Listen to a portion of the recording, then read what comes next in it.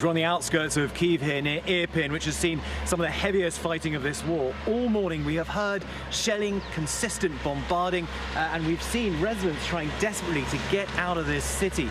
This is an area that Russia says it will dramatically decrease combat operations. That is not what it sounds like. This morning, the Russian military claiming a new shift in strategy in Ukraine.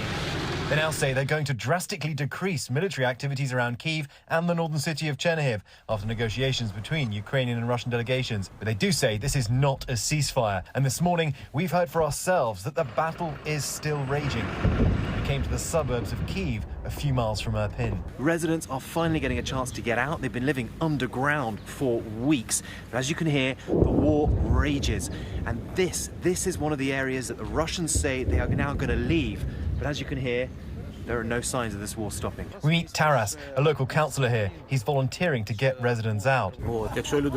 Sure, I'm afraid to go in, he says. A normal person should be afraid. If I wasn't, I'd be mad. He lost his own home, but he's committed to getting people out. So now he's literally running back to meet up with his colleagues there, and they're going in to the town.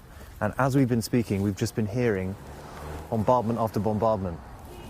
But that's how committed he is to saving the people who live in his town. An hour later, a van pulls up. A small group of Irpin residents rush out, holding anything they can. She's new. It's a lie that it's safe, says this man. The gunfire and shelling continues as it was before. We managed to get out, but there are more people back there. With the bombs still falling, Ukrainian troops around the capital are still on high alert. President Zelensky warning for Ukrainians to keep up their guard. The Russian army still has significant potential to continue attacks against our state. And what we're seeing and hearing this morning just shows why there is so much skepticism here about the Russian agreement. For his part, President Zelensky wants security guarantees so that if Ukraine is attacked in the future, there'd be guarantor countries like the United States who would offer weapons and a no-fly zone. But we are not there yet.